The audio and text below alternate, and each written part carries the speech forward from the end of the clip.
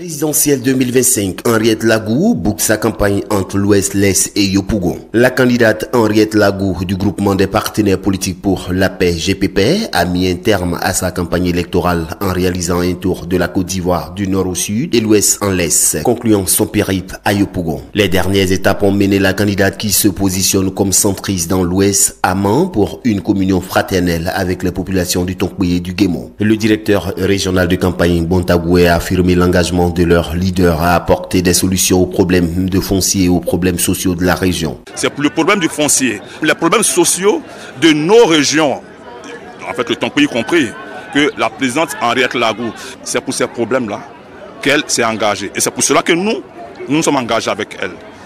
Elle exprime beaucoup d'espoir et nous pensons qu'au soir du 25 octobre, par la grâce de Dieu, les choses vont commencer déjà à changer. Le GPP a l'écoute des préoccupations locales. Dans le Tonkoué, Henriette Lagou a insisté sur la valorisation des atouts culturels, proposant de créer un système touristique visant à faire découvrir les montagnes de la région. La candidate à la présidentielle du 25 octobre a détaillé son programme comme une réponse globale aux attentes des Ivoiriens. Écoutons-la à ce propos. Vous voyez ces collines, c'est magnifique. Et donc, il faut créer un système touristique qui puisse permettre à ceux qui ne connaissent pas la Côte d'Ivoire, qui vont à Assini, de venir ici et puis découvrir nos montagnes. Nous avons un plan pour ça, dans mon projet de société. Le Tonkoué devait jouer son rôle pour que la Côte d'Ivoire, évidemment, connaisse le vrai changement et que la Côte d'Ivoire connaisse la paix.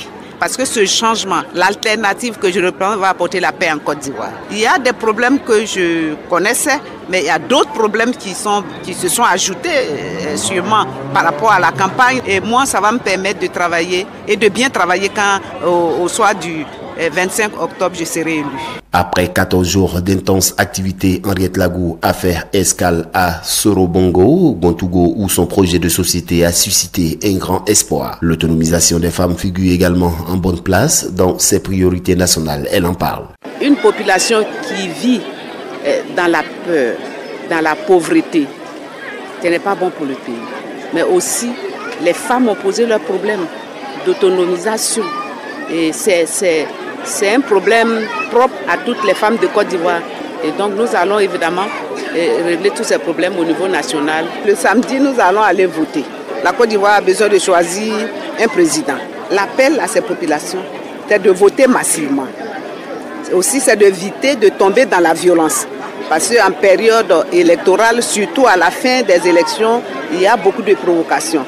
Donc nous demandons aux populations de rester calmes, de sortir le samedi, aller voter, revenir parce que c'est un devoir de voter et de choisir son président. Le meilleur produit pour la Côte d'Ivoire en cette période, c'est Henriette Lagou.